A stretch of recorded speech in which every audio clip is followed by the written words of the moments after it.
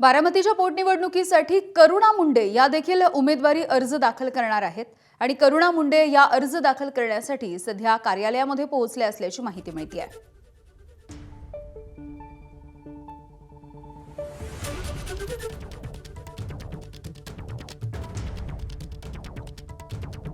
बारामती पोटनिवडणुकीच्या उमेदवारीसाठी करुणा मुंडे या ठिकाणी आलेल्या आहेत। खरं तर ही बिनविरोध निवडणूक व्हावी अशी सातत्यानं मागणी केली जाते। तुम्ही मात्र उमेदवारी अर्ज दाखल करण्यासाठी आलेला। बिनविरोध काढण्याचे जे प्रयत्न सुरू होतात मी बघत आहे त्याच्यासाठी, आणि कोणतेही असे मोठे पक्षांनी मोठे उमेदवारांनी फॉर्म नाही भरलेला आहे, तो बिनविरोध होऊ नये आणि लोकशाही कुठेतरी वाचवायचा आहे मला।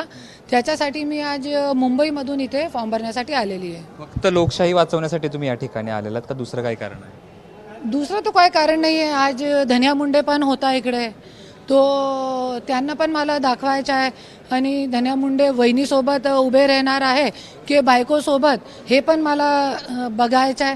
त्याच्यासाठी मी आलेली आहे। किती विश्वास वाटतो? कशा पद्धतीने निवडणूक लढणार आहात? कुठले मुद्दे घेऊन तुम्ही पुढे जात आहात? खूप काही मुद्दे आहे, जसे की आता आपण बघितलेलं आहे की बारामती असे रोल मॉडेल सांगत होते, पण मला असं बघून असं काय वाटलं नाही की खूप काही विकास झालेला आहे।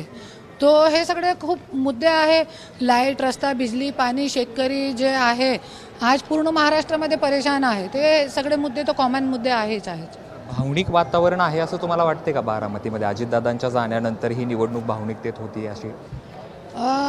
भावना जे आहे ते अजितदादासोबत आहे आणि सदाकाळ सोबत साठी राहणार आहे। भावनिकचा काही विषय नाही आहे, पण जे आहे जे लढणारे व्यक्ती असते त्यांना लढावं लागते। बिनविरोध व्हावा असं आवाहन करताय, पण कोण करताय? ह्यांचेच लोक आवाहन करताय ना बिनविरोधसाठी। जे सत्ताधारी लोक आहेत ते कशाला आवाहन करणार? जरी माझा पक्ष आहे आणि मी पण एक पक्षाची अध्यक्ष आहे, त्याच्यासाठी मी आज इथे उभे राहण्यासाठी आलेली आहे, क्योंकि आपला पक्ष आहे तो सगळ्यांना लढायला पाहिजे।